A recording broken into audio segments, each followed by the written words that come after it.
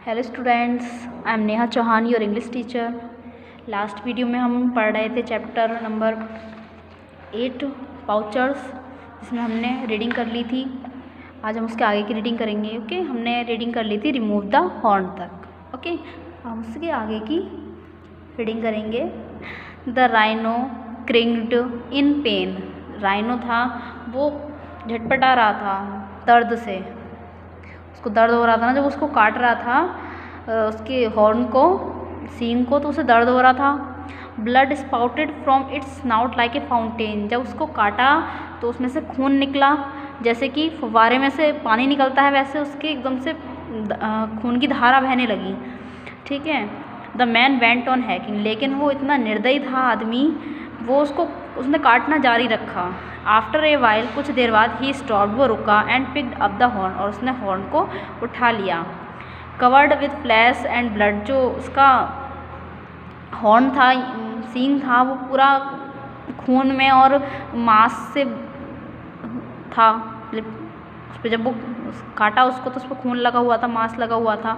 He held it up for the others to see. उसने उसे ऊपर उठाया ताकि दूसरे उसको देख लें, है ना, दिखाने के लिए। Then he climb out.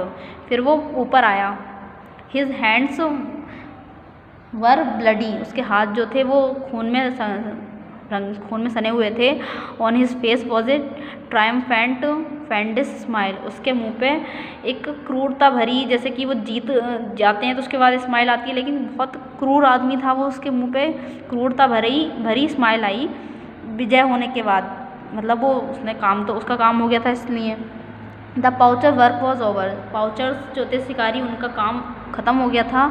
They put out the torches and left as quietly as they had कम।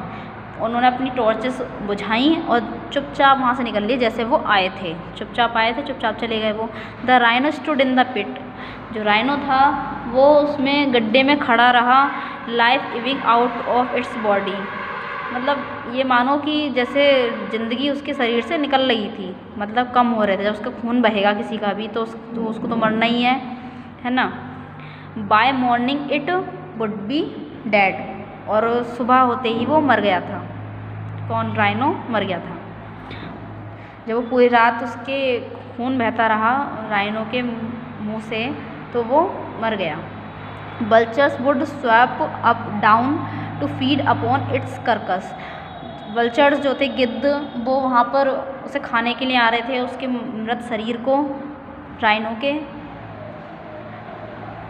तो आगे यहाँ पे बात ख़त्म हो गई है, अब एक नई बात स्टार्ट हो रही है। यहाँ पे देखिए, Dhanai, Babul and Jonty sat on the young cow elephant Makhoni. ये 3 बच्चे हैं, धनई, बाबुल और जॉन्टी, जो कि एक मखोनी नाम की हथनी है, उसके ऊपर बैठे हुए हैं। And surveyed the rolling plains of Kaziranga. और वहाँ काजीरंगा के जंगलों में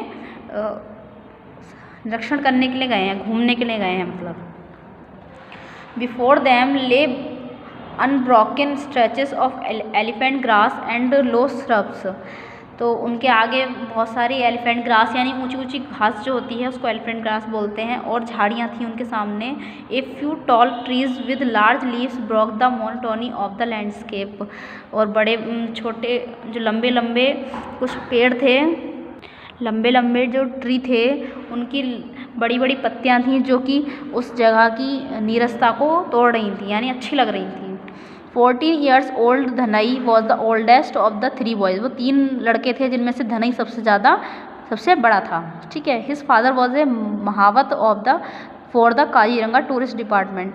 काजीरंगा टूरिस्ट डिपार्टमेंट में उसके फादर महावत थे। They had 3 elephants at their village home. उनके गांव के घर में 3 खुद के एलिफेंट थे।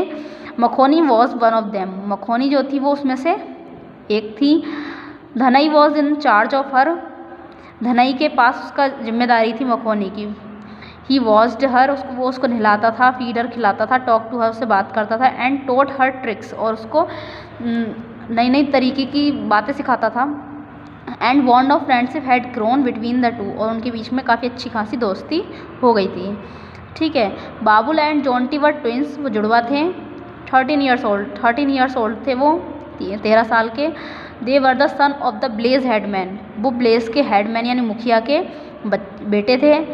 एंड वर रिमार्केबली आइडेंटिकल, और वो मतलब जब वो जुड़वा थे तो एक जैसे ही दिखते थे। But those who knew them well, लेकिन जो उनको अच्छे से जानते थे, could make out one from the other, वो जो उनको अच्छे से जानते थे वो मतलब पहचान जाते थे, उनको पहचान सकते थे। बाउल वॉज लेफ्ट हैंडेड, जो बाउल था वो लेफ्ट हैंड से लिखता था, while Jonty was right handed, जबकि जोंटी क्या था, राइट हैंड से लिखता था। द 3 बॉयज़ वर फ्रेंड्स, वो 3 लड़के फ्रेंड थे। And were in the same class in the Blaze school, और अपने गांव के स्कूल में वो एक ही क्लास में थे, ठीक है। It was the summer vacation, गर्मियों की छुट्टियां थी। And the boys were out of together seeing place and seeking adventure, और बच्चे जो थे वो तीनों लड़के वो बाहर आए हुए थे गाँव से घूमने के लिए और एडवेंचर देखने के लिए, यानी जोखिम भरा। अब किसी जंगल में जाएंगे तो वो एक जोखिम भरी बात ही हो गई, तो वो अपने जो हथीनी थी मखोनी, उसके साथ तीनों जंगल में घूमने आए थे, काजीरंगा जो वाइल्ड लाइफ सेंचुरी है उसमें, ठीक है। They knew the area like the palms of their hand, वो उस एरिया को बहुत अच्छे से तरीके से जानते थे क्योंकि वो वहीं पर रहते थे, उनको वहाँ की पूरी नॉलेज थी। This morning they had plan to cut across the century and go right up to the banks of the Brahmaputra river. उन्होंने इस सुबह उन्होंने ये प्लान बनाया कि वो इस सेंचुरी को पार करके ब्रह्मपुत्र रिवर पर जाएंगे, उन्होंने ये प्लान बनाया था। Usually the century is alive with sounds, ज़्यादातर तो ऐसा होता था कि जो सेंचुरी थी वो जो साउंड होती थी एनिमल्स की उनमें अकेली रहती थी, मतलब सुनसान बिल्कुल, उसमें किस किस की आवाज़ आती थी, ट्विटरिंग ऑफ बर्ड्स, चिड़ियों की चिचराहट की, और द चिरपिंग ऑफ क्रिकेट्स होते हैं झिंगुर, जैसे आपने देखा होगा आवाज़ आती रहती है थोड़ी थोड़ी झिंगुर की, वो मिट्टी में होते हैं और बोलते हैं, छुपे हुए होते हैं, बोलते रहते हैं, रात में भी बोलते हैं। And the occasional grunts of rhino, और कभी कभी राइनोस की आवाज़ भी आती है जब वो चिंघाड़ते हैं तो। बट दिस मॉर्निंग, लेकिन इस सुबह स्ट्रेंज साइलेंस प्रिवेल्ड, मतलब कि एक अजीब सी शांति ना फैली हुई थी जंगल में। Hertz of dear stood still sniffing the air, जो जंगल उसका हिरन का झुंड था वो अब भी खड़ा हुआ सूंघ रहा था हवा को, हवा में कुछ स्मेल आ रही थी, वो उसको सूंघ रहा था। The atmosphere had suddenly become warm and सल्ट्री, अचानक से क्या हुआ, जो वातावरण था वो गर्म हो गया, और जैसे कि गर्मियों में होता है ना, जैसे बारिश आने वाली होती है तो गर्म हो जाता है, उमस सी होने लगती है, उस टाइप से हो गया था मौसम। Thick black clouds were gathering in the western skies, गाढ़े गाढ़े और काले काले बादल आ गए थे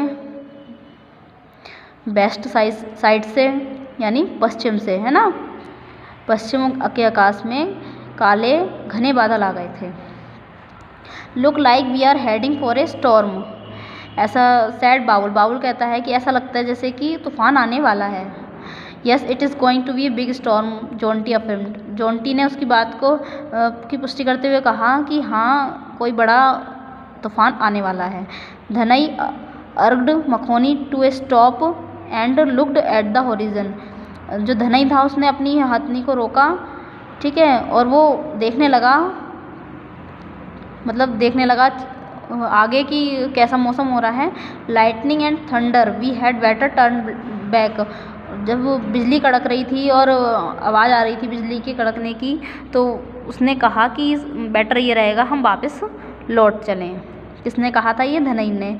ओह नो द ट्वाइंस प्रोटेस्टेड, उन दोनों ने उसका विरोध करते हुए कहा, अरे नहीं, वी एन्जॉय गेटिंग वेट, हम भीगना पसंद करेंगे, हम एन्जॉय करेंगे।